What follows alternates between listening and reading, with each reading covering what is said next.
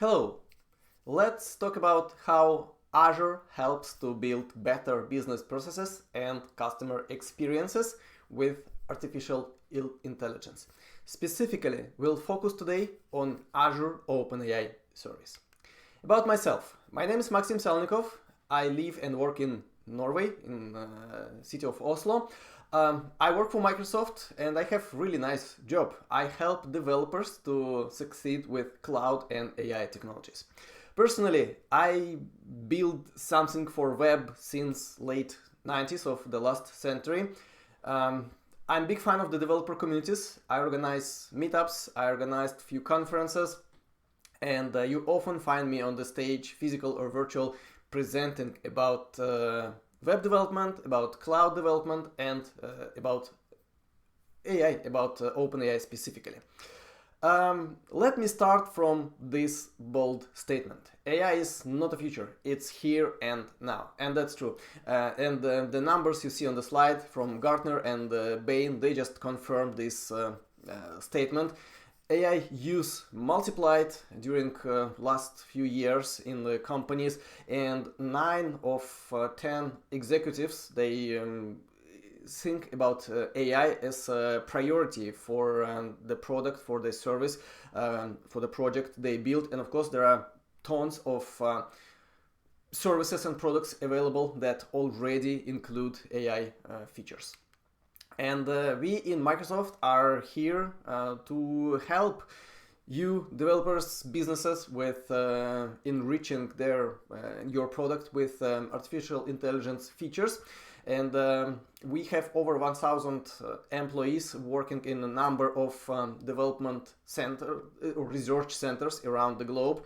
As results of this investment, we have research papers, we have AI-related patents, and of course serious breakthroughs. Just to list a few of them: artificial intelligence breakthroughs or really big milestones, not only for Microsoft, not only for IT, but I can say that these are milestones for whole humanity. And if we just look at human parity, it's the time point when computers, when machines started to do something better than us, than humans. And you see quite impressive list of that kind of breakthroughs. For example, since 2019, computers are better in general in translation. Since 2021, computers are better in questions answering, and who knows what could be the next breakthrough? Maybe something related with arts, when computers are better than humans in I don't know, writing poems, etc., etc. And of course, thanks to this investment, thanks to these breakthroughs, we have a chance to expose artificial intelligence services to all other developers. So not only Microsoft can build in these amazing features in to their products, but everyone is capable now to do the same. And of course, after years of innovation in artificial intelligence, we have not just one product, not just family of products, but whole families or whole layers or levels of the products. Just to illustrate a few of them on that slide, it all starts from bottommost layer. Azure machine learning. Your data scientists, your data engineers will love using this service, where they can create models from scratch, where they can train models and later deploy models and manage and operate these models using tools they know, or you know if you are a data scientist, because it's all based on open source products. If you just want to start using AI immediately and you don't want to start with training your own model, we have set of ready-to-go models for you. For example, we have Azure Cognitive Services. Basically, this is a set of domain-specific pre-trained models, to work on particular domains like vision, speech, language, decision-making, and some more. For example, text-to-speech, speech-to-text, these kind of APIs are in production for years. They work perfectly fine. There are many products based on using these parts of Azure AI family. If you need even more specialization, we have set of task-specific pre-trained models. For example, and this is the next layer on this slide. For example, form recognizer, just amazing service, exposed again as a simple API. So the point is just to democratize everything, to make it very simple to use for the developers, for the companies. So API endpoint where you submit, let's say, JPEG with your like scan of invoice. It might be not perfect quality, distorted, maybe blurred or something, and form recognizer will first of all understand what's going on this scan, and extract all the entities, group all the entities into like relevant groups, translate if needed. For example, I use this for scanning my invoices in Norwegian language. And as a result, what I get back from this API endpoint is ready to go JSON with pretty much everything. All, for example, contents of the order, address of the legal entity, and pretty much all possible information, whatever possible to extract from this invoice or receipt or whatever. We, of course, actively use AI features that and AI services that we developed in our own products, and two topmost layers is about that. So maybe you heard about announcement of family of copilots. So it's not only GitHub Copilot now we have copilots for pretty much every single customer-focused product developed by Microsoft. And of course, Microsoft 365 is the best example here. Now we have kind of clippy, but on completely different level, right? Artificial intelligence that helps us to write documents, to send requests to data, and so on and so on. So there are many interesting things are coming and will be announced very soon. But as I mentioned, today let's focus on this one, Azure Open AI service, because it's pretty much in all headlines, in newspapers, magazines, blog posts, Twitter threads, everywhere. So I have no doubt that you already experimented with this and read some interesting articles about that. If we can sum up what's going on in these headlines, we can say like this title from Forbes: massive disruption. Disruption pretty much everywhere, in all areas of our life, in the way companies are working, in the way governments are working.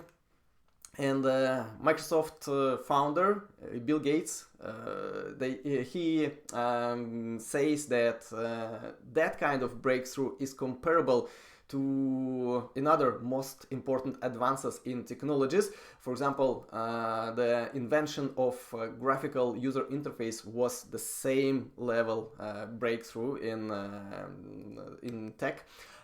As I mentioned, lots of content is already available on internet, like entertaining use cases, business use cases, 100 prompts for marketeers, 1000 prompts for content creators, and so on and so on.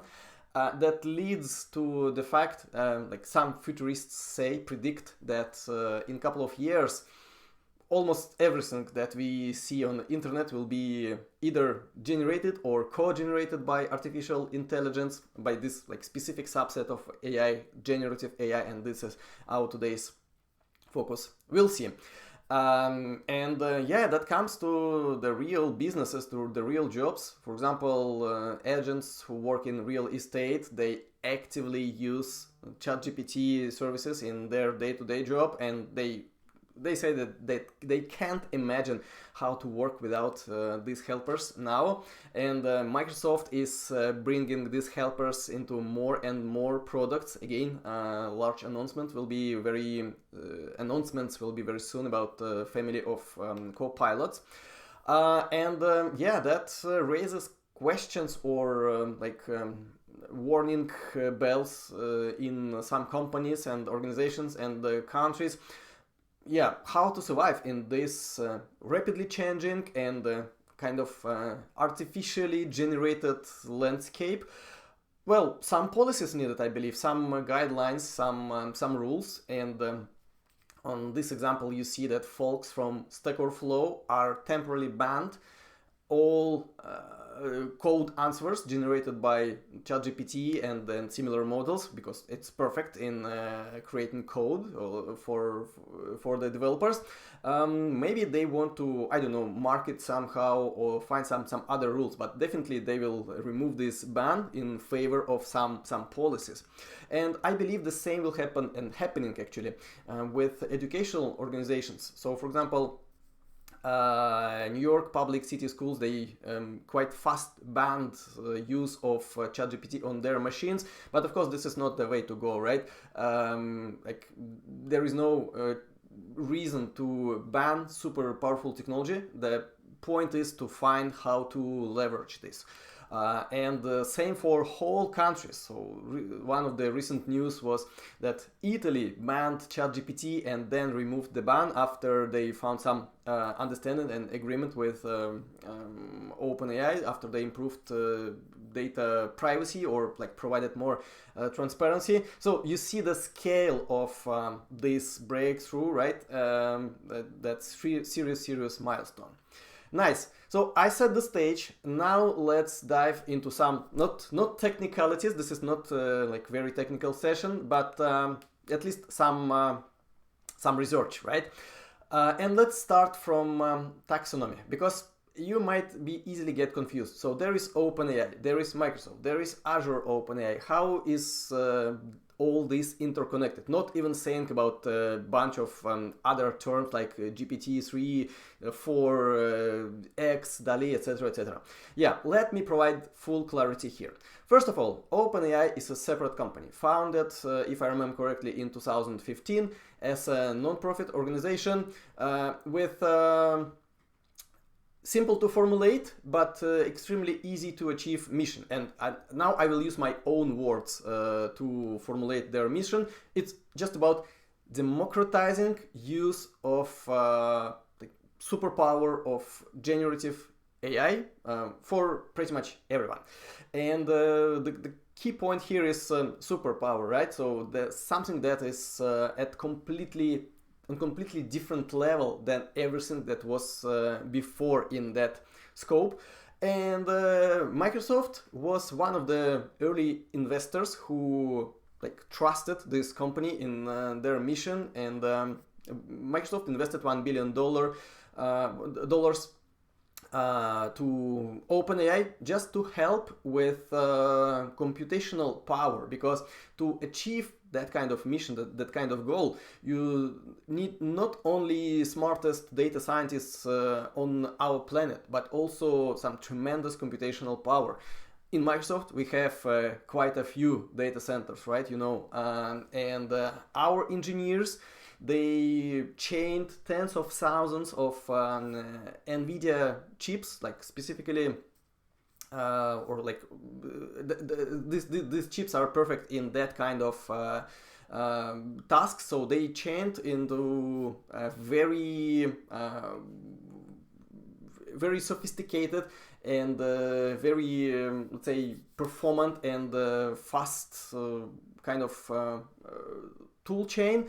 And thanks to this, actually the magic happens, and the main artifacts of this research, of this usage of computer power, really large amounts of power.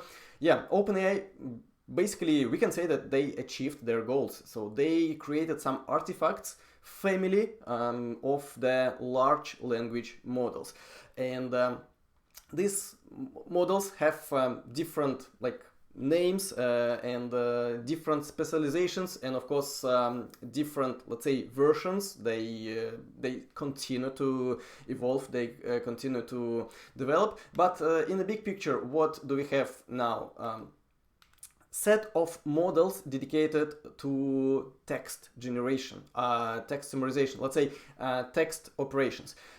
First of all, it's quite easy to get confused here also, because there is GPT-3, there is GPT 3.5 and 4, and also ChatGPT. Yeah, so what is what?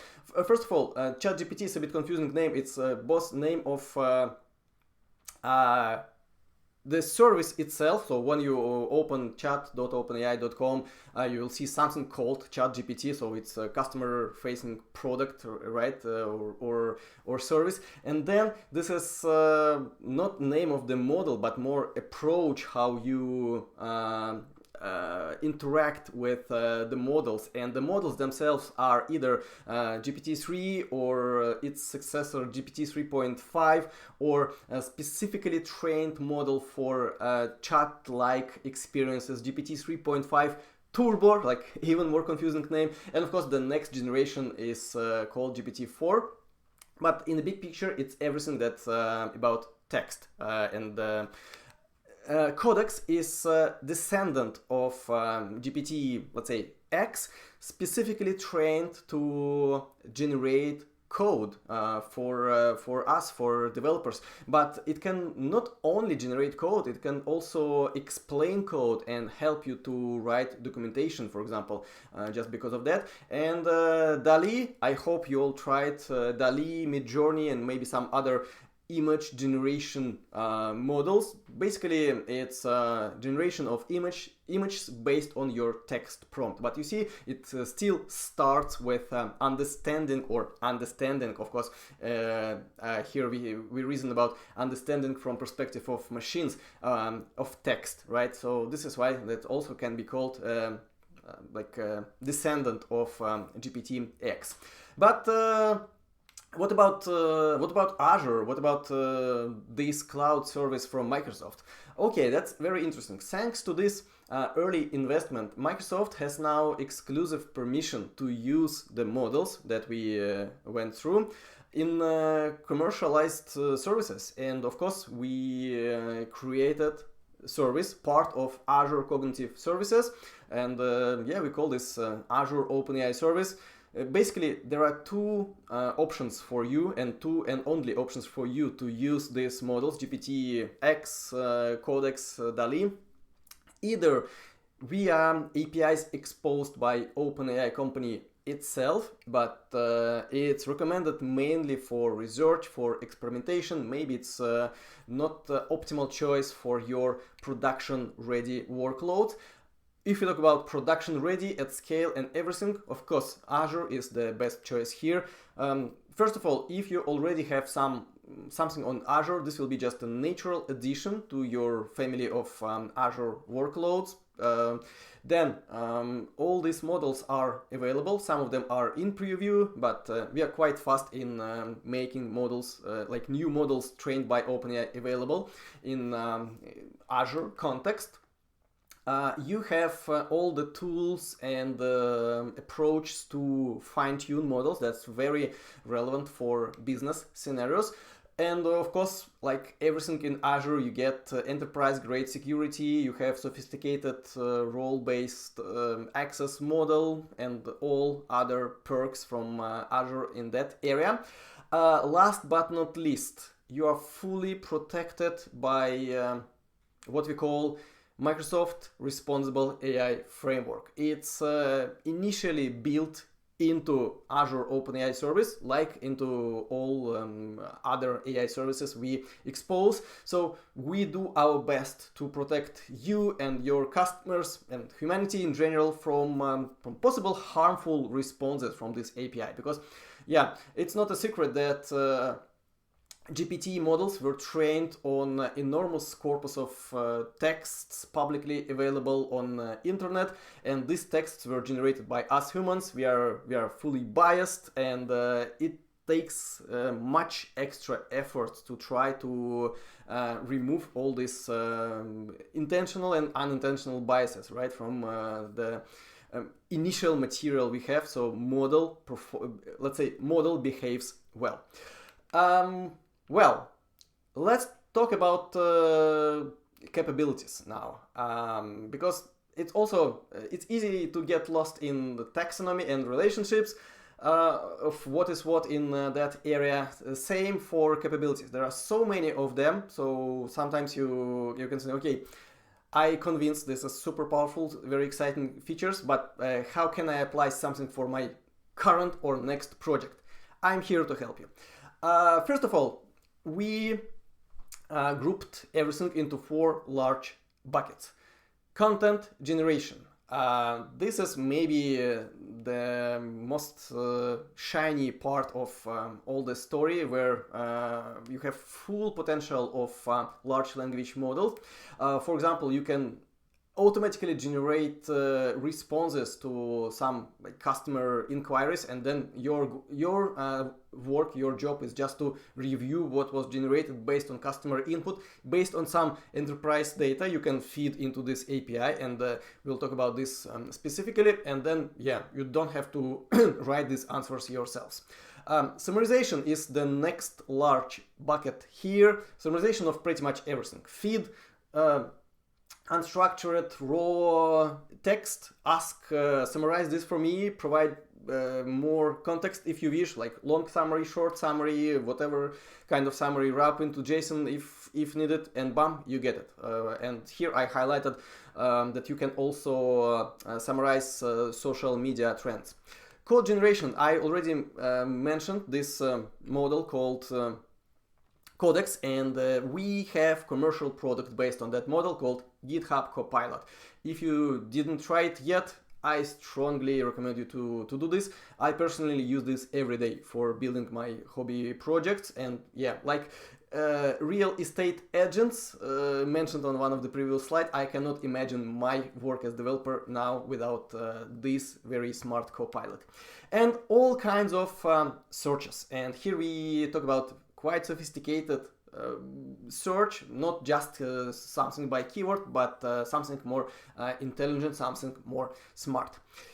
If we look at these capabilities from other angle, and let's take like regular company, at least like from mid to large, and there are at least 4 departments, right? In vast majority of companies like that: finance, IT, we are all there, right?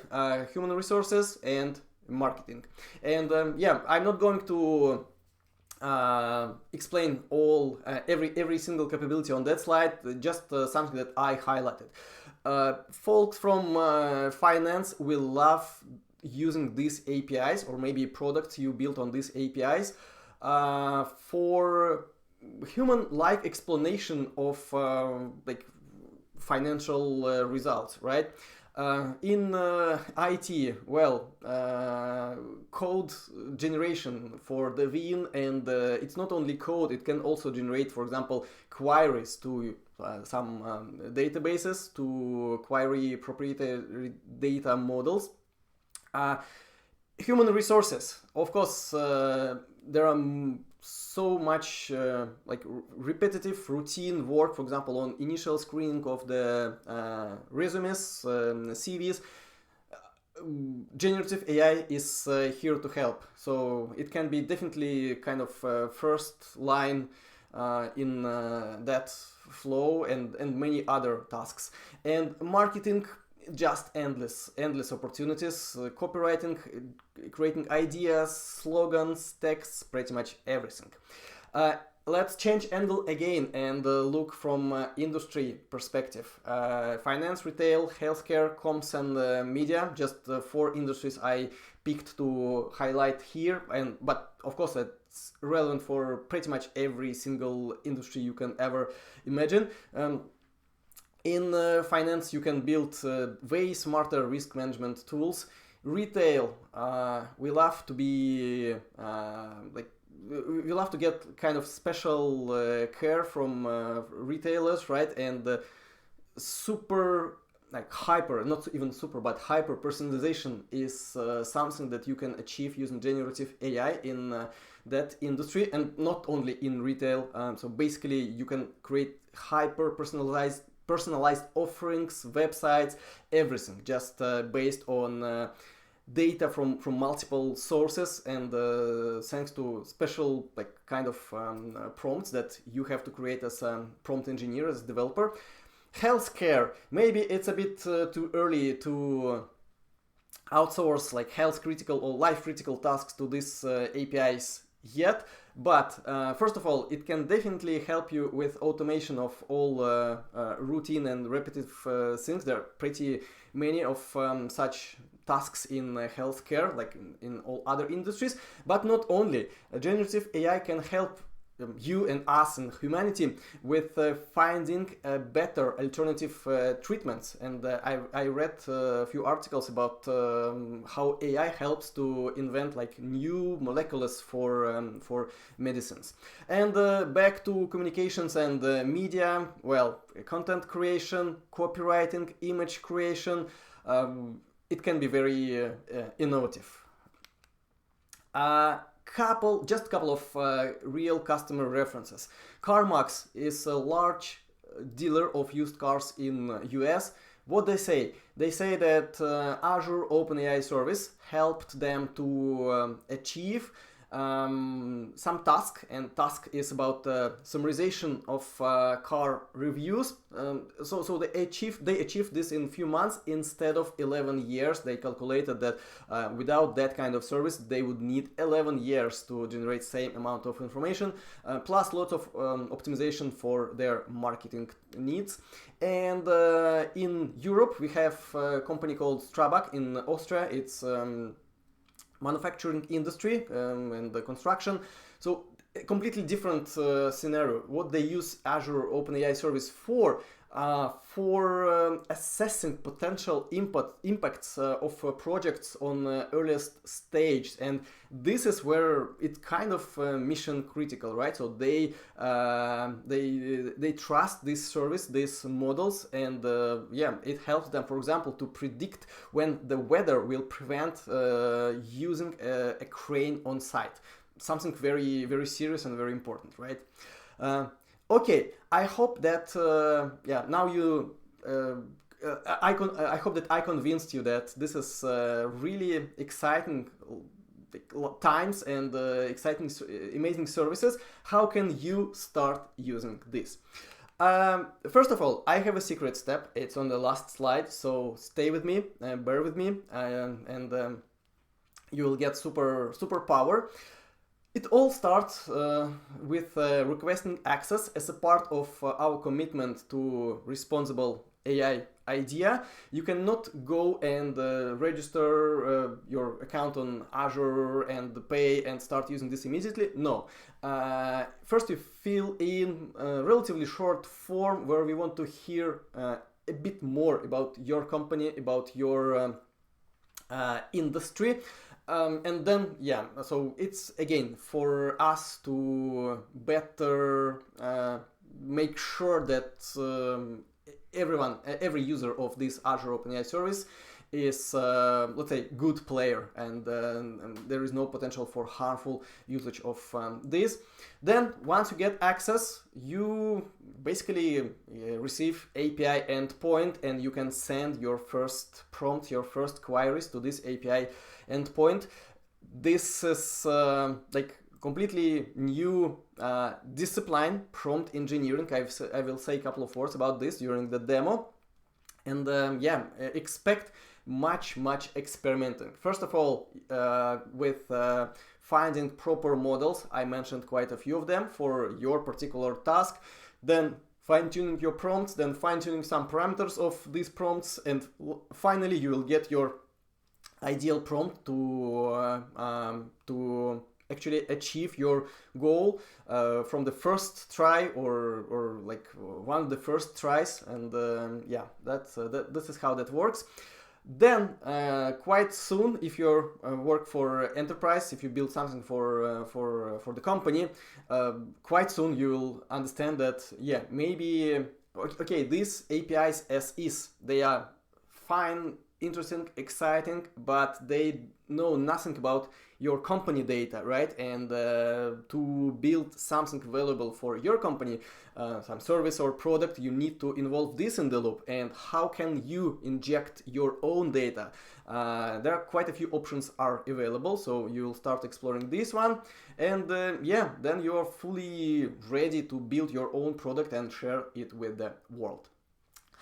This is how you can start, and before the demo, let me quickly answer the main questions and provide some illustrations to these answers. So, before you ever send your first request to this API, you have to choose the model, and there are long selection of the models you have to deploy before sending API, and deployment itself is just a 1 second. And there are like a set of GPT-3 models like DaVinci and other from this family. There is also a model available in Azure called GPT 3.5 Turbo and a few more. So the answer is simple. If you, at least for the moment, if you want to focus on chat-like experience, chat-like interaction, the model called GPT 3.5 Turbo is the way for you to go. For all the rest tasks, pick the most powerful model first, for example, DaVinci 3, and start sending your requests. If like you found your perfect prompt that does its job, you can try to degrade to lower level and thus cheaper model. If it's still acceptable, the results, maybe you can stay there and save some dollars. But in the big picture, you operate with this classic, let's say, non-turbo models in a way like one shot, request response, while to operate with this 3.5 turbo, you have to send all conversation as a request, or like a starter conversation or all previous conversation you had, and then you get answer from the model. And on this slide you see that it's somehow structured by language called ChatML, chat markup language, that provides you full structure. You provide meta prompt, and we call this system, where you set the stage, where you explain some let's say essentials that will help to get fine-tuned prompts, and then you send request as user, get answers as assistant in this ChatML structure. The prompt itself could look something like this. So you have kind of order, extract mailing address from this, and then you can provide data itself. You can also provide desired format. Again, you just describe this as in a human language, and this is quite ironic, right, that we have to use human language to interact with the most advanced AI we have on the planet so far. And yeah, we receive back something that called completion. Basically, it's a response from this API, and you always operate with tokens in this in this universe, in this ecosystem. Token, this is the unit that large language models work with, and we charge per token you send and receive. How to create your own ChatGPT? This is a very interesting topic, and this is the way for vast majority of enterprise use cases to go. Yeah, and you can achieve this using multiple options, and maybe it's a good idea to start with prompt engineering. And on this slide I illustrate how to this slide is about how to give your own, let's say, essentials for your chat. And in this system prompt, we call also this meta prompt. Basically, you set the rules, set the policies, like what is this assistant about, how to answer on the questions that this large language model is not sure about, you can be very specific. And of course, you don't want this generative AI to be very generative, very creative. If you build chatbot that answers questions about your like particular product, your documentation, right? So you don't want to get answers from internet. You want to get answers from data you provided. On the next slide, how you provide the data. But basically, in this system prompt or meta prompt, you set all the rules and then you send prompt and get response. Now, finally, how to involve your own data into this flow is just one of possible architectures. Here in this example, and I will demonstrate this, we use Azure Cognitive Search as a source of your own data, but it can be any kind of data search, data storage you maybe already have. And in that sense, large language models can help you with two things. First of all, based on human-like request, and if you talk about chat, this will be human-like request, right? It will help you to generate search query for your search engine, for Azure Cognitive Search. In my scenario, it might be something SQL, so it can help you to create SQL query, and then based on results they received from your own data storage, they can convert everything back to human-like answer.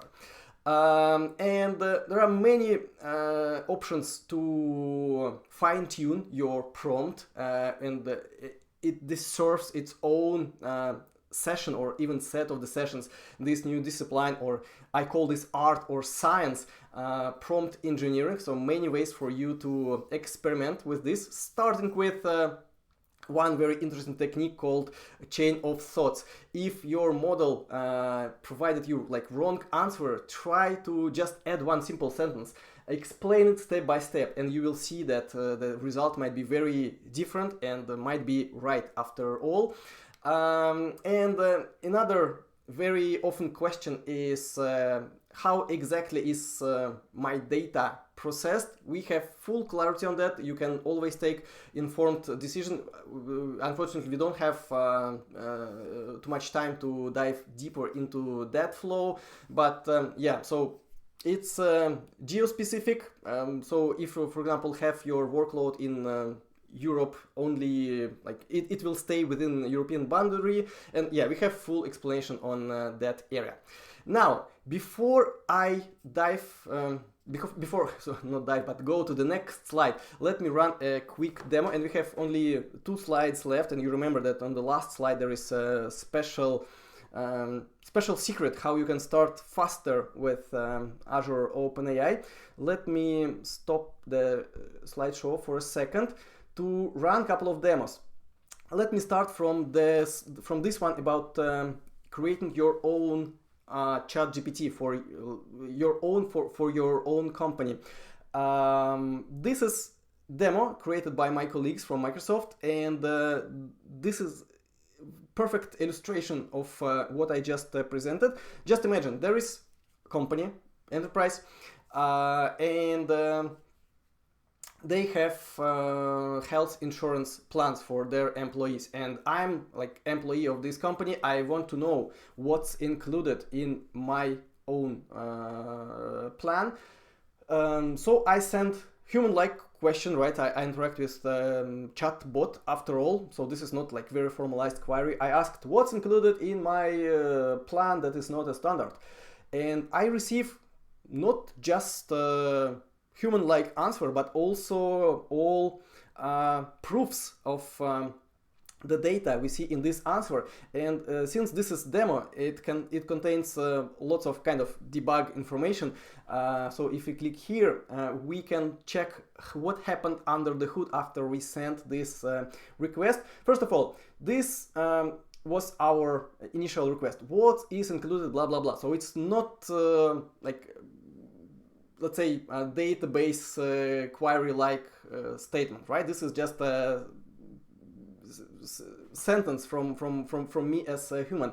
And to extract data from our own storage, in this case it's Azure Cognitive Services, but again it might be your own data database, ChatGPT helped us via prompt engineering to generate search, let's say, query like this. This is something that Azure Cognitive Services can understand and can give you answer.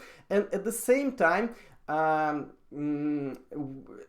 so we send this query to Cognitive Services, we get some data back. And in meta prompt, we clearly explained to GPT 3.5 turbo model that is used here that your assistant for this company employees, you can take data, let's say facts, only from information that you receive explicitly in this prompt itself. Like, don't try to be creative. Don't try to show something that you learned from your previous trainings via internet data. No, be very concrete, be very specific. And in the same prompt, in the same system prompt, in the same meta prompt, another term for this, we pasted all the data that was found by Azure Cognitive Service. We called this sources, and then we provided our own query, not like a query from the employee, and basically this is what assistant responded. If we start to send like more questions about on the same topic, this all chat conversation will be sent back to this API endpoint, and this is how you build chat-like interactions.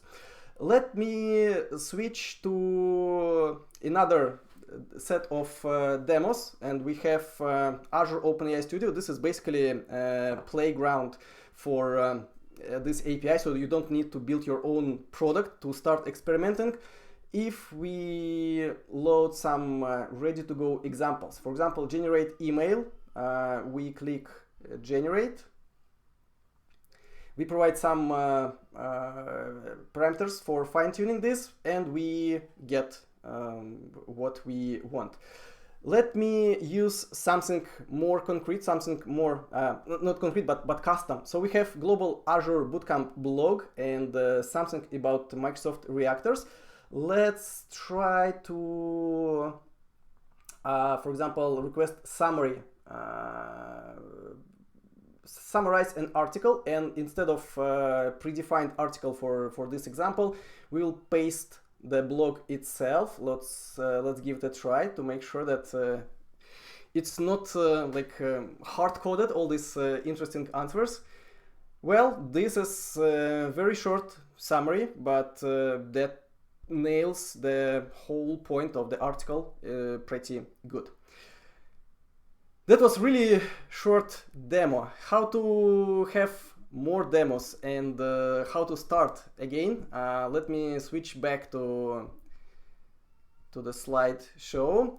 This slide, very busy slide, but it's here just to illustrate, just to confirm that we have full learning journey available for you to start your Azure Open AI story, and I'll ask organizers to share this deck with lots of links with all of you. Finally, last slide, and the secret step is, folks, find me on LinkedIn, let's connect, ask me about how to start with Azure Open AI, how to start with prompt engineering, ask me for more demos, and it's my pleasure to help. That's all from me. Bye bye.